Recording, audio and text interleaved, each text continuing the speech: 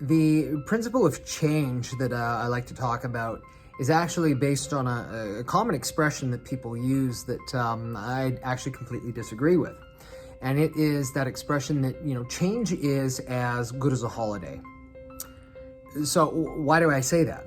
Well, let's say that, for example, you love your family, you love your job, you feel like it's your passion, it's your purpose, it's why you're here in the world.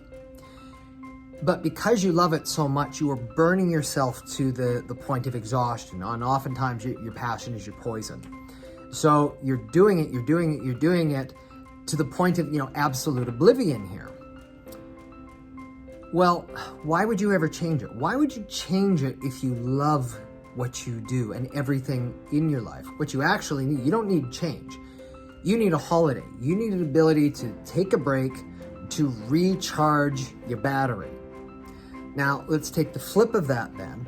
Let's say that you've got relationship circumstances, they're just not working for you, whatever the reason may be, and I get it, there's probably obligations in certain kinds of things, you don't get to shirk that, but, things are otherwise, they're not very congruent.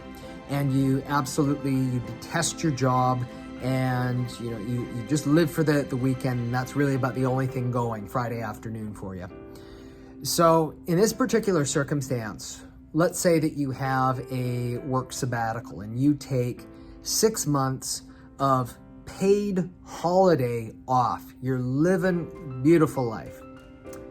And then you go back to work on day one. I'm willing to bet that within a week, you're going to be feeling just as awful as you did before you went away on your long holiday. So the reality is, in your circumstance there, you don't need a holiday. What you actually need is change.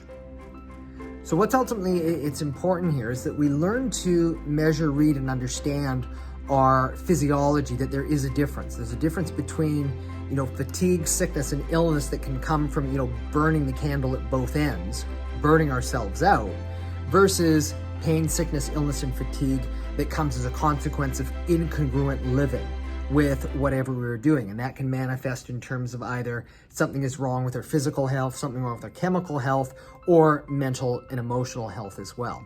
And it's because if we're just burning ourselves out, sometimes we need to just take a break.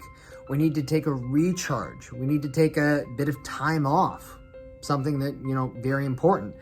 But the other bit is where, simply put, we may need to do something different. We need to change. And change, I get it, I'm no different here either. As human beings, generally, we don't like change because it puts us into a state of discomfort, a sense of unknown, where we don't get to control circumstances the way we ideally would like to think that we could in the day-to-day. It puts us in an uncomfortable position. And especially if you're a person like me, you think you need to control and predict all of the potential variables of things that could go both right and both wrong so that you're prepared one way or another. But the truth is that in terms of, when change is necessary, you're always going to try to go with what you believe is the right thing, but sometimes taking the first step, just simply change in and of itself, doing something different, even if it's not the thing, the change itself, because of how it changes the activity in the brain, where it has to start thinking more creatively, more constructively, and not just staying in the exact same rut. What it does is it opens the possibility, it opens the mind to where other avenues may start to actually manifest. So simply put, what I'm saying here is that when you may identify, firstly, that change is necessary, even if you don't know what that change needs to be, it's useful to look at some of the things in the small part of your day-to-day. What are the things that you can change? What would be something relatively insignificant that you could do differently? Because what it does is it opens up the possibility for change to start to manifest in other ways. And so there's another expression that I will commonly use that kind of applies here, and it's that, okay, we all want to be good and great at things. Well, before we can be great, we have to be good. Before we can be good, we have to be bad. And before we can be bad, we just have to do something. And so that's my point, especially where it relates to matters where your health may not be serving you and working for you the way that you should hope or expect it to.